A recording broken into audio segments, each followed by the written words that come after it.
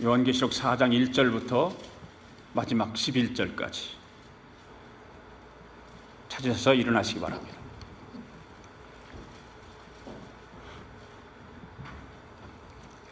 같이 합심하여 같이 한 목소리를 읽습니다. 시작. 이 후에 내가 보니 하늘에 열린 문이 있는데 내가 들은 바 처음에 내게 말하던 나팔 소리 같은 그 음성이 이르되 이리로 올라오라. 그 후에 마땅히 일어날 일들을 내가 네게 보이리라 하시더라. 내가 곧 성령에 감동되었더니 보라, 하늘의 보좌를 베풀었고 그 보좌 위에 앉으신 이가 있는데 앉으신 이의 모양이 벽옥과 홍보석 같고 또 무지개가 있어 보좌에 들리는데 그 모양이 녹보석 같더라. 또 보좌에 둘려 24보좌들이 있고 그 보좌 위에 24장로들이 흰 옷을 입고 머리에 금관을 쓰고 앉았더라. 보좌로부터 번개와 음성과 우레소리가 나고 보좌 앞에 켠 등불 7이 있으니 이는 하나님의 7 영이라. 보좌 앞에 수정과 같은 유리바다가 있고 보좌 가운데서 보좌 주위에 4 생물이 있는데 앞뒤에 눈들이 가득하더라. 그 첫째 생물은 사자 같고 둘째 생물은 송아지 같고 그 셋째 생물은 얼굴이 사람 같고 그 넷째 생물은 날아가는 독수리 같은데 4 생물은 각각 6 날개를 가졌고 그 안과 주위에는 눈물이 가득하더라.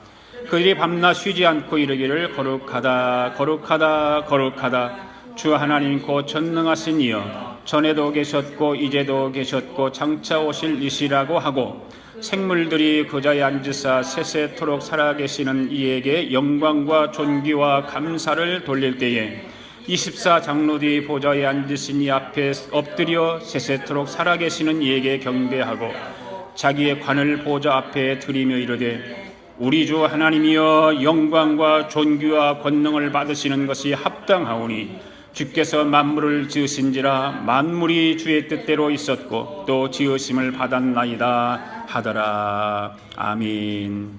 앉으십시오.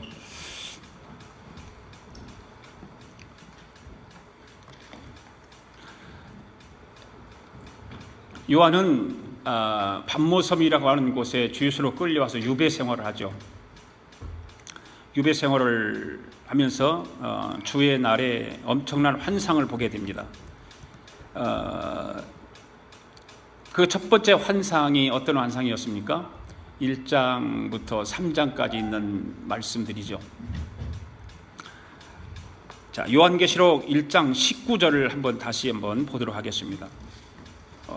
제가 읽어드릴게요. 그러므로 내가 본 것과 지금 있는 일과 장차 된 일을 기록하라. 이런 말씀이 있죠.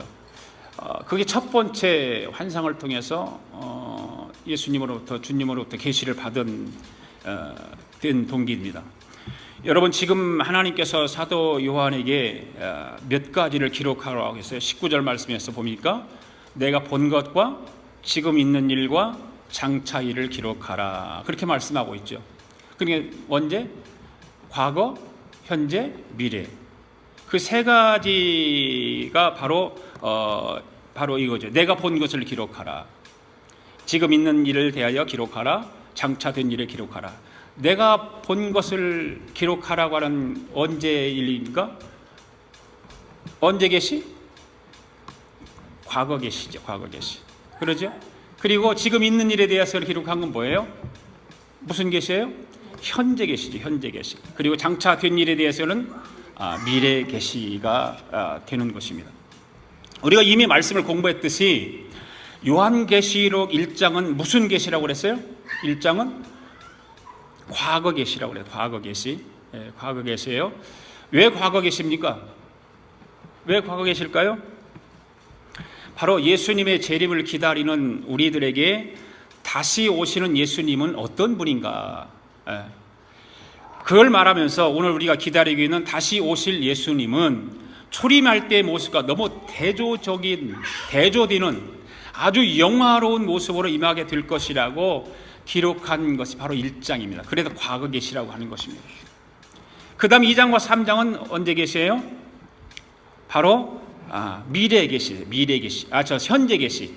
요한계시록 1장은 과거 계시고 계시록 2장과 3장은 현재 계시. 현재 계시들은 누구들에게 하는 얘기예요. 바로 7교회에게 한 이야기들이 현재 계시다. 그 현재 계시는 그때 초대교회 그 아시아 지역에 있는 7교회뿐만 아니라 현대 교회들에게도 적용되는 말씀이다. 그래서 현재형으로 가고 있는 것이죠. 그러면 4장 이후에 계시는 무슨 말씀이에요? 4장 이후의 말씀은 미래 계시죠. 미래 계시. 예. 우리가 이 세 가지 유형의 교회는 그 당시 있었지만 현재에도 그와 마찬가지로 세 가지 유형의 교회들이 있다 그 말이에요. 세 가지 유형이. 예. 그뿐만 아니라 미래에도 그러한 교회는 있을 것이라는 거예요. 예. 초대교회에 세 가지 유형의 교회가 있었죠. 무슨 교회들이 있었나요? 칭찬과 책망을 받는 교회가 있었고, 그 다음에 책망만 듣는 교회가 있었고, 그 다음에 칭찬만 듣는 교회가 있었다. 그 세 가지 유형의 교회들이 그 당시에만 있을 뿐만 아니라 지금도 그런 형태의 세 가지 유형의 교회가 있고 앞으로 미래에도 그러한 교회 형태가 있을 것이라고 하는 것입니다. 예수님께서 7교회에 말씀을 주시면서 맨 마지막에 하시는 말씀들이 꼭 있었죠. 그게 무슨 말씀이었어요? 이거 저거 또 이러한 것들 이런 것 저런 것 그러죠? 이기는 자에게는 이런 것들 저런 것들을 주겠다 이런 말씀들을 하고 있잖아요. 맨 교회들마다 모든 교회들마다 책망을 하셨던 교회들에게도 그렇게 말씀하셨고 칭찬을 하셨던 교회에게도 그런 말씀을 하셨어요. 그리고 책망과 칭찬을 겸해서 했던 교회들도 그런 말씀하셨어요. 자, 이 말씀은 이제부터 시작되는 계시는 바로 그 이긴 자들. 오늘 4장부터 마지막 장까지 가는 거는 미래 계시입니다. 미래 계시인데 이제 오늘부터 시작하는 계시는 바로 그 이긴 자를, 즉 예수님의 말씀대로 자신을 정결하게 한 자들에게 주시는 말씀이에요. 네, 굉장히 중요한 말씀이죠. 네, 그래서 제가 여러분에게 오늘 당부드리고 싶은 것은 신앙생활을 대충 하지 말아라. 신앙생활은 대충 하는 것이 아니다. 왜냐하면 대충 신앙생활 하는 사람들에게는 결코 이 약속의 말씀을 받을 수 없다 그 말이에요. 예. 그러니까 신앙생활을 잘해야 된다 그 소리입니다. 적당하게 하는 것이 아니라 잘해야 되는 것입니다. 그렇기 때문에 오늘 저와 여러분들은 강단에서 선포되어지는 하나님의 말씀을 들을 때마다 여러분 스스로가 나의 부족한 부분들 또한 그런 것들을 내 스스로가 지적해야 돼요. 내 스스로가 지적하고 책망해야 돼요. 하나님 말씀을 듣고 그것을 내 스스로가 지적하지 않고 나를 내가 책망하지 않으면 누가 책망하겠어요? 하나님 말씀이 바로 책망하고 있기 때문에 지적하고 있기 때문에 그걸 받아서 내 스스로가 지적하고 책망해야 돼요. 예, 바로 그래 잡아라 그 말입니다. 신앙은 대충 하지 말고. 왜 그렇게 하냐면은 그렇게 해야만이 이 악한 세상에서 승리할 수 있기 때문에 승리자들에게 주시는 하나님의 약속이 있기 때문에 신앙생활을 잘해야 한다. 그런 자만이 이기는 자다 그 말이에요. 여러분 이 세상과 싸움은 우리의 싸움이 아니잖아요. 예수님에 대한 예수님의 싸움이 예수님이 싸우고 있는 거예요. 우리를 통해서 예수님이 싸울 뿐이에요. 내가 싸우는 것이 아니에요. 예수님이 싸우시는 거예요. 자, 이제 요한계시록은 지금 3장까지는 서론격이었어요, 사실은요. 그러나 이제 4장부터는 본격적으로 아주 요한계시록의 진짜 말씀을 이제 우리가 함께 나누게 될 것입니다. 자, 오늘은 주님을 기다리는 교회들의 이야기 11번째 요한이 본 천상의 모습이 어떤가. 4장 전체가 그 내용이잖아요. 자, 요한이 본 천상의 모습은 첫째로 보좌에 앉으신 예수님 모습을 보았다. 자, 1절 읽겠습니다. 같이 시작. 2일 후에 내가 보니 하늘에 열린 문이 있는데 내가 들은 바 처음에 내게 말하던 나팔 소리 같은 그 음성이 이르되 이리로 올라오라. 이후에 마땅히 일어날 일들을 내가 네게 보이리라 하시더라. 아멘. 자, 여러분 다시 한번 서두에 내가 말씀을 드렸잖아요. 1장에서 과거 계시를 통해서 주님의 환상을 보고 주님의 음성을 들었습니다. 누가 들었습니까?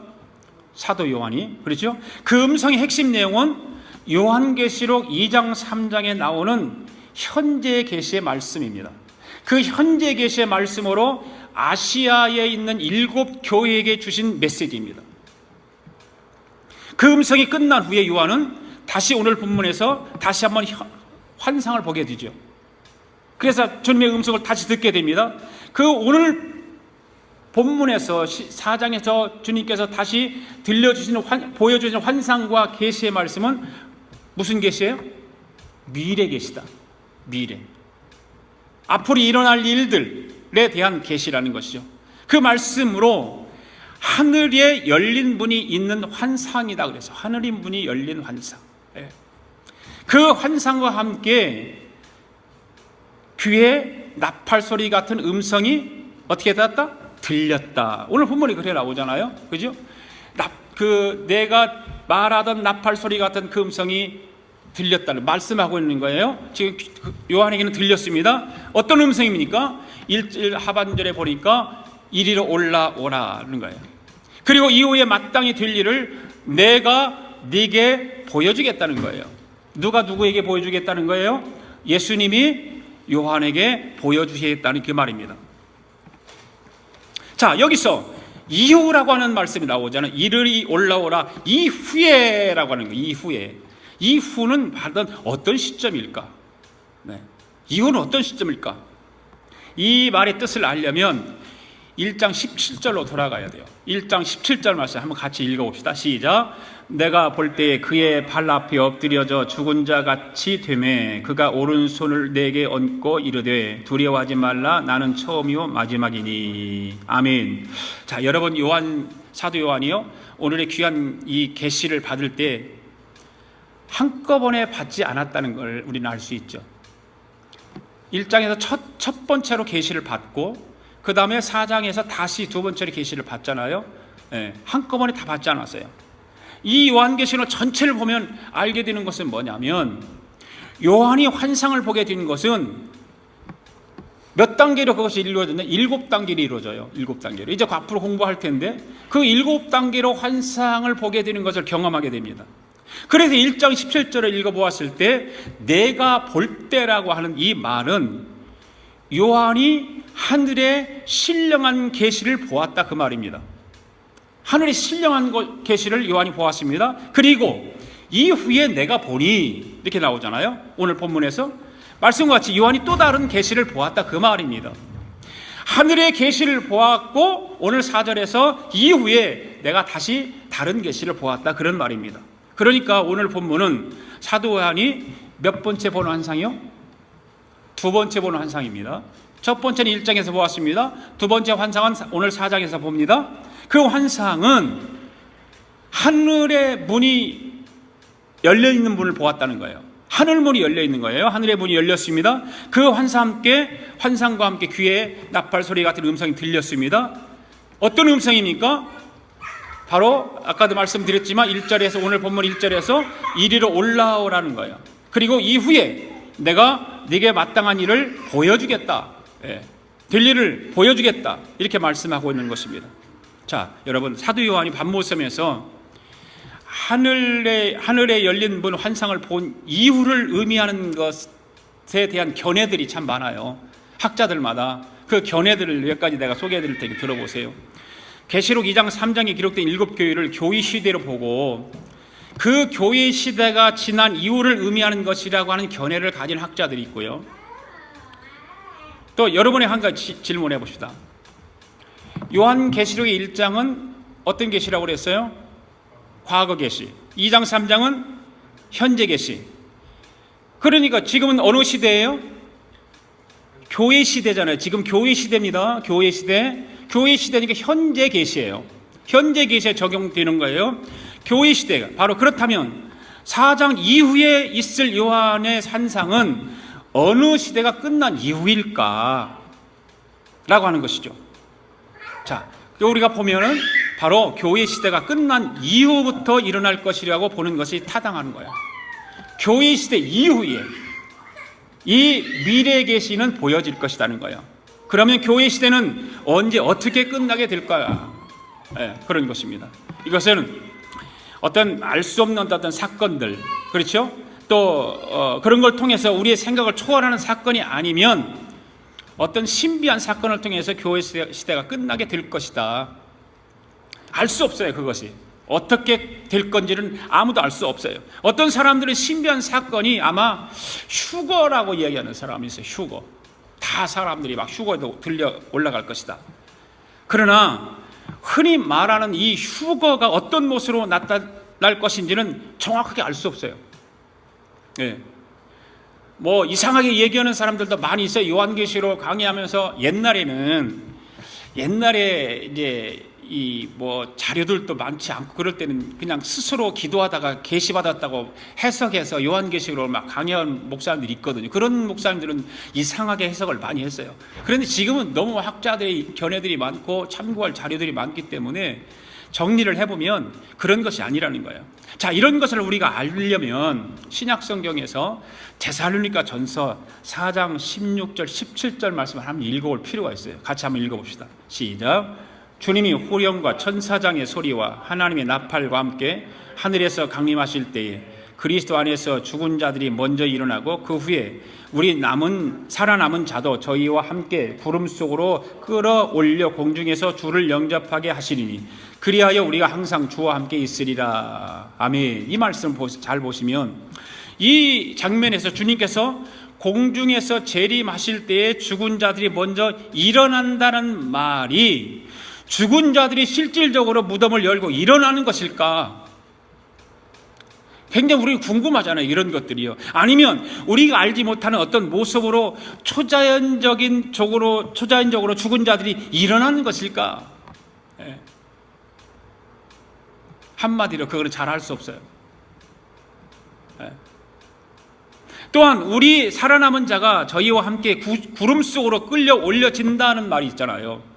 이 말은 사람들 눈에 보이도록 올라가는 것, 사람들이 보는 데서 막 올라가는 것일까? 예수님이 승천하신 것처럼 올라가시는 것일까? 아니면 사람들 눈에 보이지 않는 신비한 방법으로 올라가는 것일까? 이것 또한 정확하게 알 수 없어요. 다만 신비한 사건 혹은 극적인 역사적 계시를 통해서 교회 시대가 끝난다는 점은 말할 수 있어요.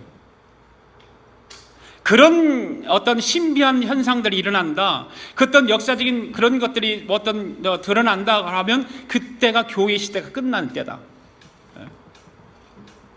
여러분, 지금 우리는 어느 시대에 살고 있어요? 교회 시대에 살고 있어요. 현재의 시형이에요. 교회 시대에 우리는 살고 있어요. 그렇기 때문에 지금 우리는 교회 시대에 살고 있기 때문에 그 신비한 사건은 언제 일어나냐? 우리 미래에 일어나는 것들이에요. 그것이 일어날 때 교회 시대는 끝나는 거예요.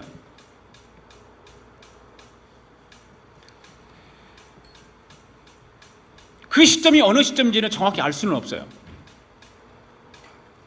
그러나 여러 가지 성경적인 증거, 역사적 증거들을 볼 때에 그 시점이 가까이 왔다라고 하는 것은 누구나 다 알 수 있어요. 교회를 다니는 사람이고 성경을 좀 읽고 성경 공부를 한 사람이라고 하면 그런 사실들은 가까이 왔다, 그날이 가까이 왔다라고 하는 것은 다 알고 있어요. 여러분, 이 환상을 본 사도 요한이 심정은 어땠을까? 어땠을 거라고 생각해요? 여러분들이요? 아마 저는 생각하기를 사도 요한이 무척 기뻐했을 것 같아요. 막 익사이팅이 되어 있지 않았을까요? 하나님 보좌가 열리고 하늘문이 열린 거 보고 보좌를 보여주고 24 보좌와 24 장로들을 보라고 그 보좌 주변에서 그냥 천사들이 찬양하고 시중 들고 봉사하고 헌신하는 그런 모습들을 보여주는 거 아니에요. 그러니 얼마나 사도 요한이 기뻐했을까. 성경에서 하늘문이 열리는 장면들이 몇 차례 있어요. 여러분들 기억하세요? 성경에 보면 하늘문이 열린 장면들이 나오잖아요. 에스겔서에도 보면 나오죠. 에스겔서, 바벨론 제국에 포로로 잡혀갔을 때 그발강가에서 하나님께서 하늘문을 열고 환상을 보여주는 에스겔 선지자에게 거기에 하늘문이 열리는 장면이 나와요. 그리고 언제 또 신약 성경에 가면 요단강에서 예수님이 요한을 통해서 침례를 받잖아요. 그 침례를 받으시고 물에서 올라올 때 뭐가 열렸어요? 하늘문이 열렸다. 하늘문이 열렸다. 네. 그리고 초대교회 스데반 집사에 대해서 우리는 알잖아요. 스데반 집사가 유대인들에게 돌에 맞아 순교를 당할 때 그때도 하늘문이 열렸다. 하늘문이 열렸다. 네. 그리고 하나님 보에 앉으신 예수님의 모습을 보았다고 그랬어요. 스데반 집사가. 그리고 베드로도 마찬가지. 베드로가 욥바에 있는 대장 시몬의 집에서 기도할 때에 거기도 하늘이 열리면서 그릇 하나가 내려오는 광경을 우리는 알잖아요. 네. 그리고 오늘 본문에서 사도 요한이 하늘문이 열리는 것을 환상을 통해서 보게 되는 것입니다. 사도 요한이 하늘문이 열리는 것만 보고 가슴이 벅차 있을 텐데 우리 예수님께서 요한을 보고 뭐라고 그랬어요? 이리로 올라오라는 거, 올라오라. 여러분 지금 자기 앞에 하늘문이 열리는 것만 보아도 가슴 벅찬데 주님께서 이리로 올라오라 하고 하는 주님의 음성을 들으니까 얼마나 감격스러웠겠어요. 네. 주님의 음성만 들어도 감격인데 앞으로 일어날 일들 미리 보여주시겠다고 하시는 그런 영광이 어디 있냐 말이에요. 이 특별한 거 아니에요. 사도 요한에게. 여러분 오늘 저와 여러분들이 주님의 음성을 듣고 주님께서 행하신 일을 미리 볼 수 있다면 얼마나 좋을까요? 그렇잖아요. 여러분 신앙생활 하면서 기도하다가 환상을 봤어. 환상을 보고 꿈을 꿨는데 꿈에서 주님이 이리로 오라고 그래서 하늘의 보좌를 보여준다고 생각해 보세요. 얼마나 좋겠어요. 그날 이 일에 손이 안 잡히고 너무 기쁘고 즐거워서 팔딱팔딱 뛰고 누구 전화해서 메시지를 막 보내고 그럴 거 아닙니까? 자, 사도 요한이 그런 것을 경험합니다. 그때 하늘문이 열리는 거 보았습니다. 주님의 음성을 들었습니다. 그리고 난 이후에 어떻게 되었을까라고 하는 거예요. 자, 2절 3절 읽어봅시다. 시작. 내가 곧 성령에 감동되었더니 보라 하늘의 보좌를 베풀었고 그 보좌 위에 앉으신 이가 있는데 앉으신 이의 모양이 벽옥과 홍보석 같고 또 무지개가 있어 보좌에 들렸는데 그 모양이 녹보석 같았더라. 할렐루야. 여러분 지금 사도 요한은요 하늘문이 열리는 것을 보았습니다. 주님의 음성을 들었습니다. 지금 사도 요한의 상태는 성령의 감동에 되어서 어떤 상태? 성령 충만한 상태. 네. 성령이 사도 요한을 지금 사로잡고 있는 거예요. 사로잡고. 여러분 오늘 우리는 성령의 감동을 받아야 천국의 진리를 깨닫게 되는 줄로 믿습니다. 성령의 감동되어 있어야 돼요. 성령의 감동을 받고 성령 충만해져 있어야 하늘의 비밀을 우리는 바라볼 수 있는 거예요. 성령의 감동이 없으면 어떨까요? 여러분들이 뭐 경험해봐서 다 알잖아요. 성령의 감동이 없으면 말씀을 들어도 깨닫지 못합니다. 그러는 거예요. 성령 충만하지 못하면 예배 드리는 것이 그냥 따분하기만 하고 졸음이 오고 그러는 거예요. 하나님의 말씀은 성령의 감동으로 되었다라고 성경은 우리에게 누차 말하고 있어요. 수많은 사람들이 40여 명의 사람들이 성령의 감동 받아서 감동되어서 하나님의 말씀을 기록했다라고 성경은 기록하고 말하고 있어요. 그러니까 하나님의 말씀이 성령의 감동으로 이루어졌기 때문에 감동으로 쓰여져 있기 때문에 우리는 성령 받아야 된다는 거예요. 성령의 감동을 받아야 되는 거예요. 성령이 충만해야 되는 거예요. 그렇지 않으면 하나님의 말씀을 들어도 그냥 들리지 않는 거예요. 내 것으로 들리지 않아요. 성령의 감동이 없으면. 이렇게 이제 목사님들 모임 같은 데 가서 이제 뭐 협의 모임 같은 데 가서 예배를 드리고 또 어떤 특별 행사가 있을 때 가서 예배를 드려보고 그러잖아요. 그럼 목사님들을 이렇게 대부분 보면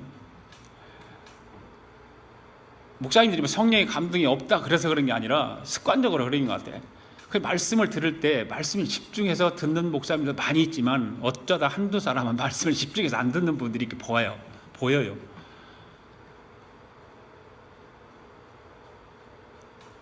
그래 인간은 비슷한 것 같아요. 목사님들이나 성도들이나. 성도님들도 다 집중해 들지만 어떤 사람들은 그렇게 집중해서 못 듣죠. 지금 성령께서 사도 요한을 감동시키고 난 이후에 주님의 보좌와 보좌에 앉으신 주님의 영광을 보았습니다. 여러분, 하나님의 보좌는 영광의 보좌입니다. 아멘. 영광스러운 보좌예요. 하나님의 보좌는요. 그렇기 때문에 죄인들은 그 영광을 볼 수 있다 없다? 없다. 죄인들은 그 영광을 볼 수 없습니다. 왜 그렇습니까? 하나님의 보좌는 은혜의 보좌이기 때문에 죄를 가지고는 죄인으로서는 볼 수 없는 거예요. 그렇기 때문에 우리는 그 죄인이라 할지라도 예수 그리스도를 구주로 믿고 영접하면 그 은혜의 보좌 앞에 나갈 수 있다 없다? 나갈 수 있다. 그러니까 그 하나님의 영광을 예수님을 믿고 회개하고 영접하면 예수 그리스도의 보좌의 은혜의 보좌의 영광을 볼 수 있는 거예요. 할렐루야.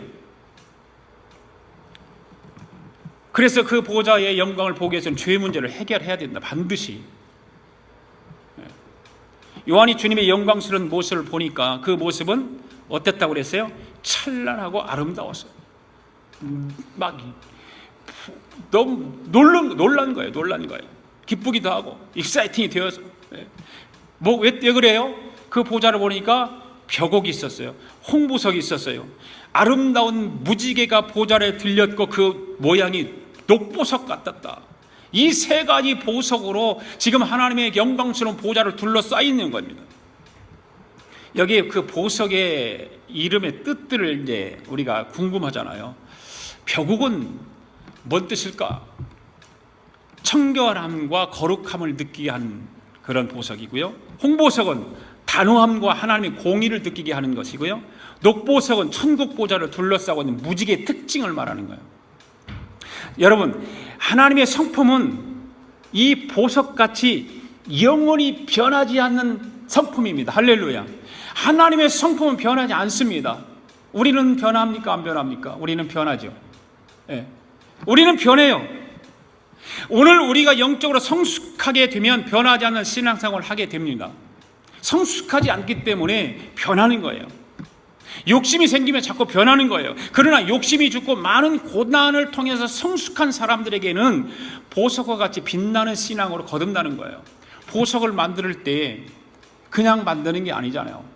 엄청난 연단을 시키고 불에 집어넣기도 하고 두들기도 하고 갈기도 하고 그래서 아름다운 보석이 만들어지지 않습니까? 우리 신앙도 마찬가지예요. 우리 신앙이 보석같이 아름다워지려면 연단이 필요한 것이고 그런 것을 경험하고 경험을 통해서 성숙해지고 그래야 아름다운 신앙생활이 이루어지는 줄로 믿습니다.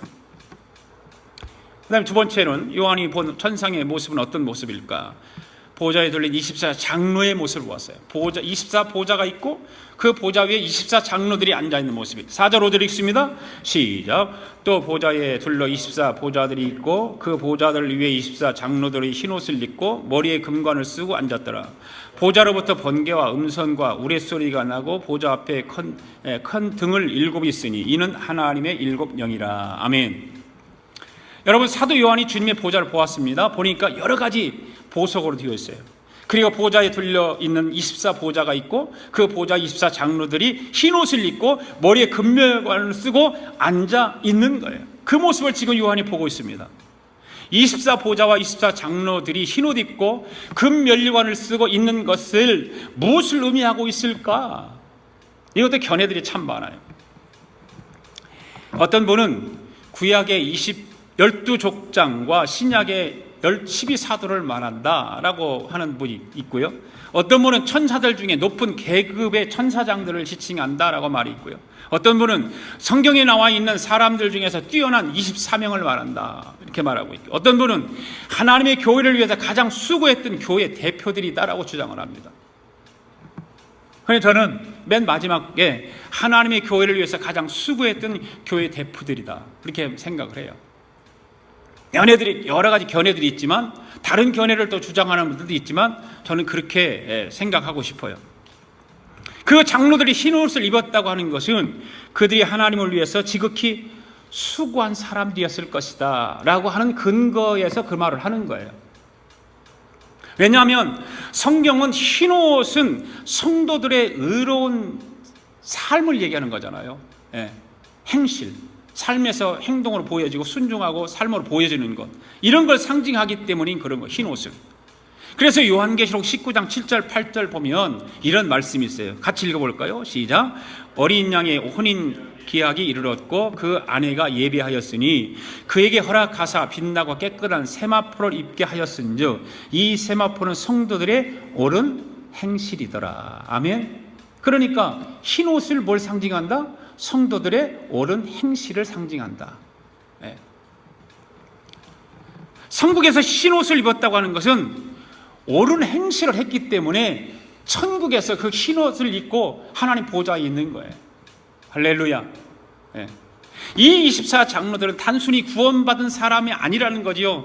구원받고 난 이후의 삶을 통해서 충성되게 하나님을 섬겼던, 교회를 섬겼던, 충실하게 옳은 행실을 통해 살았던 사람들이다. 그리고 24장로들이 금면류관을 썼다고 하는 사실을 볼 때 그들은 하나님을 위해서 정말 최대 수고를 함으로 하나님의 영광이 참여하게 되었다라고 하는 거예요. 예.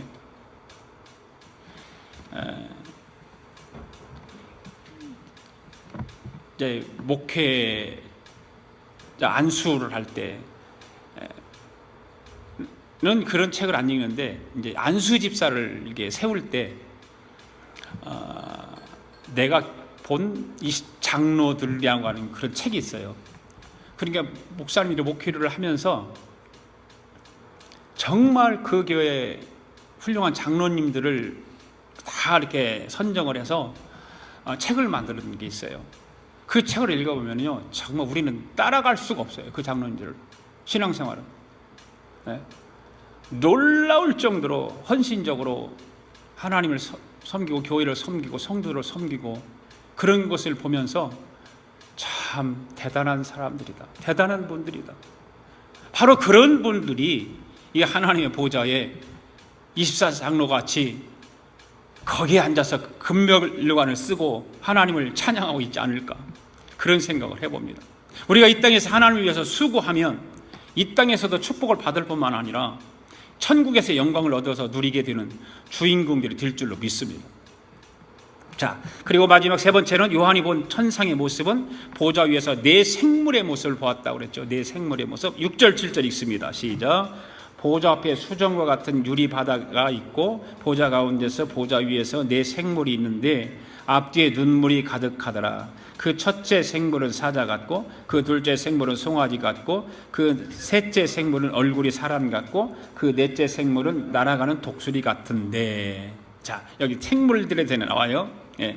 지금 하나님 보좌 앞에 뭐가 있어요? 수정 같은 유리 바다가 돼 있다. 하나님 보좌 앞에는 지금 수정 같은 유리 바다로 돼 있어요. 예. 이 네 생물에 의해서 그래서 이제 크게 네 가지 견해를 얘기를 합니다. 다 일리가 있는 견해들입니다. 자, 들어보세요. 어거스틴의 견해가 어거스틴. 이 어거스틴은 이 네 생물은 사복음서라고 주장을 해요. 사복음서. 마태복음은 사자이고 마가복음은 송아지고 누가복음은 사람이고 요한복음은 독수리라고 그렇게 말을 해요. 사복음서를 말해요. 그러니까 마태복음을 상징하는 사자라고 말하는 것은 사자가 동물의 왕인 것처럼 왕으로 오신 예수님에 대해서 초점을 맞춘 기록한 책이다. 그리고 송아지는 이 세상에서 종의 모습으로 오신 예수님의 모습에 초점을 맞춰서 마가복음이라고 그렇게 얘기를 하고, 그 다음에 사람은 요한복음이 인자로 오신 예수님이 썼잖아요. 다 일리가 있는 거예요.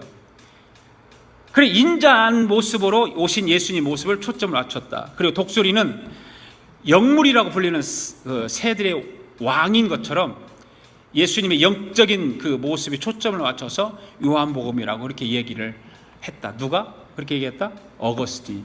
그래서 두 번째는 월부드라고 하는 신학자는 이런 말을 했어요. 예수님은 4대 성품을 말한다.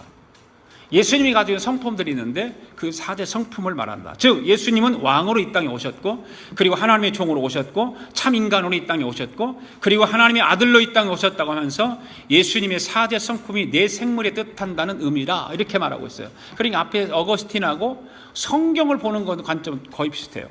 네 번째, 어떤 학자는 내 생물은 하나님의 시대 성품이라고 말합니다. 그러니까 사자는 하나님의 능력을 나타내고, 송아지는 하나님의 덕을 뜻하고, 사람은 하나님의 지혜를 뜻하고, 독수리는 하나님의 기동성을 뜻한다, 이렇게 말을 했어요.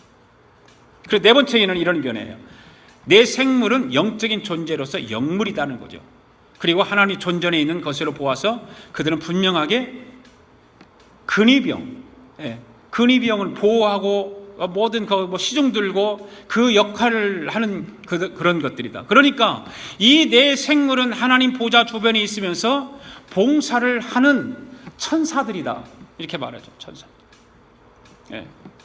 그러니까 6절에서 보면 하나님 보좌 앞에 보좌 주위에 있는 것으로 보아서 그들은 천사들이었을 것이다.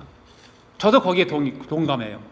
천사들이 시중 들고 천사들이 군임역의 역할을 감당했다, 그렇게 생각을 해요. 자, 8절 9절 또 읽어봅시다. 시작. 내 생물은 각각 6날개를 가졌고 그 안과 주위에서는 눈들이 가득하더라. 그들이 밤낮 쉬지 않고 이르기를 거룩하다 거룩하다 거룩하다 주 하나님 곧 전능하신 이여, 전에도 계셨고 이제도 계셨고 장차 오실 이시라 하고, 그 생물들이 보좌에 앉으사 세세토록 살아계시는 이에게 영광과 존귀와 감사를 돌릴 때에. 아멘. 자, 8절에서 보면 내 생물은 각각 6날개를 가졌다, 이렇게 말하고 있죠. 이 6날개를 가졌다라고 하면 구약에 가서 한번 우리가 생각을 해봐야 돼요. 구약. 자, 이사야서 6장 1절부터 3절까지 시작. 우시야 왕이 죽던 해에 내가 본즉 주께서 높이 둘린 보좌에 앉으셨는데 그의 옷자락은 성전에 가득하였고 스랍들이 모시고 섰는데 각기 6날개가 있어 그들로는 자기 얼굴을 가리었고 그들로는 자기의 발을 가리었고 그 둘로는 날며 서로 불러 이르되 거룩하다 거룩하다 거룩하다 만군의 여호와여, 그의 영광이 온 땅에 충만하도다 하더라. 아멘. 자, 이사야 선지자가 우시야 왕이 죽던 해에 성전에 올라가서 하나님 앞에 기도를 드립니다. 기도할 때 하나님께서 환상을 보여주는 거예요. 그 환상을 보니까 주님께서 앉은 보좌 위에서 천사들이 모셔섰는데 각각 6날개가 있어갖고 둘로는 얼굴을 가리고 둘로는 발을 가리고 둘로는 날면서 거룩하신 하나님을 찬양했다, 이렇게 기록하고 있어요. 자, 이사야가 이 말씀을 보면서 이 두 날개로 얼굴을 가렸다라고 하는 말은 무슨 뜻일까? 그것은 하나님이 너무나 거룩하고 위대하셔서 똑바로 볼 수 없기 때문에 그렇다는 거죠. 똑바로 볼 수 없다. 그러니까 하나님을 경외심이 아주 강했다는 거예요. 구약에서도 하나님의 얼굴을 보면 죽는 일이 있었잖아요. 그리고 모세가 십계명을 받으러 시내산에 올라가서 하나님의 얼굴을 보지 않도록 되어 있기 때문에 얼굴을 가리웠어요. 이게 엎드려가 있어. 하나님이 그 위에 지나가는 거예요. 보면 죽었어요. 그때는요. 너무 하나님을 경외하는 그런 일들. 그래 얼굴을 가리웠던 거죠. 둘째는 두 날개로 발을 가리웠다는 거예요. 이것은 무슨 뜻일까? 그건 우리가 걸어가는 그 길이 하나님 앞에 너무나도 더럽고 부족하기 때문이다. 그러니 겸손을 나타내는 말이다.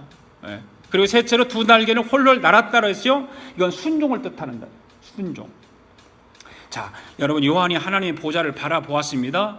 놀라운 일이 또 일어났죠. 24장로들이 하나님 보좌에 엎드려서 세세토록 사시는 이에게 경배하고 자기의 면류관을 보좌 앞에 던졌다, 이런 말이 나오잖아요. 11절 보세요. 시작. 우리 주 하나님이여, 영광과 존귀와 능력을 받으시는 것이 합당하오니 주께서 만물을 지으신 자라. 만물의 주의 뜻대로 있었고 그 지으심을 받았나이다. 자기가 지금 자기들이 쓰고 있는 면류관을 보좌 앞에 던지면서 지금 이 11절의 말씀은 무슨 말씀이에요? 하나님을 찬양하고 있는 말씀이에요. 그 보좌에서 24장로들이 천사들이 모여서 하나님을 찬양하고 있어요.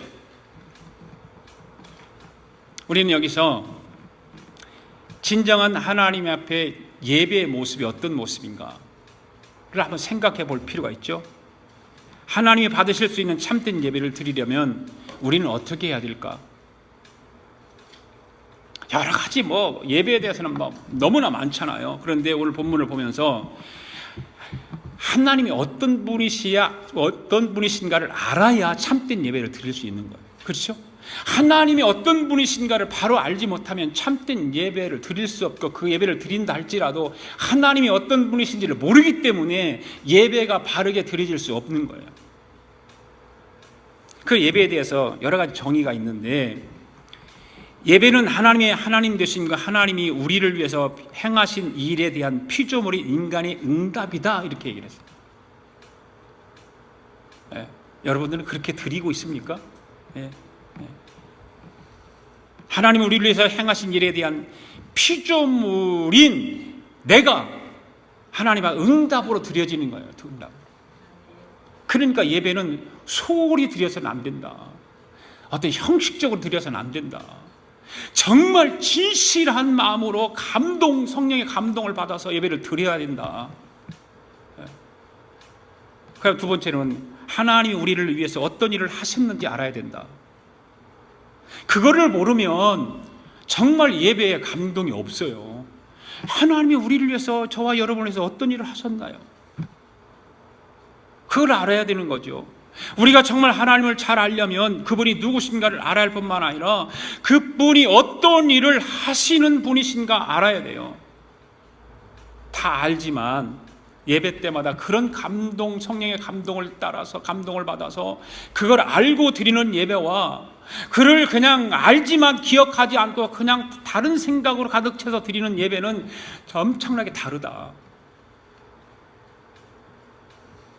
하나님 만물을 통치하시는 하나님이에요. 지금 우리가 예배 드릴 때 하나님 보좌에 앉아 계세요. 아까 우리가 찬양했잖아요. 우리 주 하나님이 큰 영광과 존귀를 받으시기 합당하신 하나님. 저는 집에서도요, 그 찬양을 들으면서요, 그냥 그 찬양을 들으면 왜 이렇게 감동이 오는지 몰라요. 너무너무 좋은 찬양이에요. 다른 사람은 어떤지 모르지만 저에게는 너무너무 좋고 아름답고 존귀와 영광을 받으신 하나님께 예배하는 예배자의 모습이 그 찬양을 통해서 다 막 드러나는 거예요.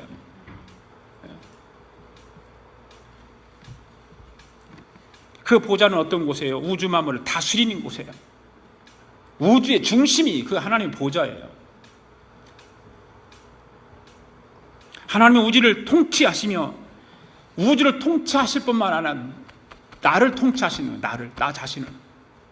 여러분 그렇게 믿습니까? 여러분 자신을 하나님께 통치하시는 줄로 믿습니까? 예. 그분은 해가 뜨는 것과 해가 지는 것과 달의 궤도도 바꾸는 분이에요. 예. 때로는 성령의 감동이라면 나의 심장을 뛰게 만드시는 분이 하나님이세요. 어떤 일로 여러분의 심장이 뛰고 있습니까? 여러분 어느 때에 여러분의 심장이 두근두근거리고 뛰고 있습니까? 감동이 돼서 눈에서 눈물이 납니까? 언제?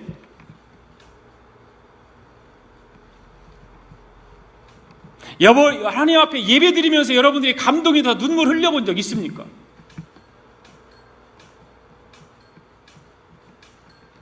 우리는 시대적으로 너무 형식화되어 가고 있어요. 너무나도 우리를 형식화되도록 만들어가는 것들이 너무나 많아요. 우리 주위에는요. 감동이 없어요. 옛날에 텔레비도 없고 그냥 라디오 한 대 있을 때는요, 은혜 너무너무 많이 받았어요. 그때는요. 아무것도 없어요. 바라볼 것도 없고 볼 것도 없고 들을 것도 없어요. 오직 하나님 말씀밖에 없어요. 교회 가서 기도하는 일밖에 없고 찬양하려고 밖에 없어요. 그럼 지금은 교회 외에 너무 다른 것들이 우리를 막 산만하게 만들고 우리를 정신을 한 군데 집중하지 못하게 만들고 예배를 드리는 것인지 우리가 그냥 구경꾼으로 왔다 그냥 가는 것인지 시간 때우기를 하고 가는 것인지 구분이 안 되는 거예요. 우리는 하나님이 어떤 분이신가, 하나님이 나를 위해서 어떤 일을 행하셨는가. 그리고 한 가지는 예배는 이기심을 버려야 돼요. 내 안에 모든 이기심을 버리지 않으면 참된 예배를 드릴 수 없어요. 주님을 바라볼 수 없어요. 주님을 바라보는 것은 이기심을 버리는 것과 참으로 연관이 많아요. 그래야 주님을 바라볼 수가 있어요. 그리고 주님을 바라보기 위해서는 나 자신에 대한 관심을 버려야 돼요. 내가 나의 관심이 지금 어디에 있는가. 오늘 우리가 예배를 드리는 것은 결국 주님을 바라본다는 것이죠. 찬양을 드리면서 기도를 드리면서 주님을 바라보고 묵상하는 거예요. 바로 예배 드리는 것이 그거예요. 그럴 때 우리는 주님을 닮아가게 되는 줄로 믿습니다. 저는 오늘 저와 여러분은 세세 무궁토록 살아계신 하나님께 경배하고 예배하는 것만이 주님을 닮게 될 뿐만 아니라 우리는 늘 영생복락을 이야기하잖아요. 그 영생복락도 누리게 될 줄로 믿습니다. 오늘 말씀 가운데서 요한이 바라본 천상의 모습은 오직 우리 주님을 찬양하고 경배하는 일이었다. 하늘 보좌를 이리로 올라오라고 해서 하늘 보좌를 보여주시고, 그 보좌에 24보좌가 있는 24장로들이 있고, 그 보좌 주위에는 보석들로 가득 차 있고, 그 주위에는 또 천사들이 모여서 주님을 찬양하고 있는 모습을 하나님 예수님께서 요한을 통해서 보여주시는 거예요. 우리는 요한계시록으로, 이 진짜 요한계시록으로 시작하면서 하나님 앞에 예배하고 찬양을 통해서 영광을, 하나님 보좌를 보는 것이 얼마나 귀한 것인가를 깨달아야 되는 거예요. 하나님은 천지를 창조하신 분이시잖아요. 하나님만이 우리를 온전하고 거룩하게 하실 수 있는 분이 하나님이세요. 이 한 주간을 살아가면서 오직 주님만 찬양하며 살아가는 저와 여러분들 참된 예배자가 될 수 있기를 주님의 이름으로 축복합니다. 우리 다 일어나서서 주님을 찬양하면서 11조와 헌금을 하나님 앞에 드립니다.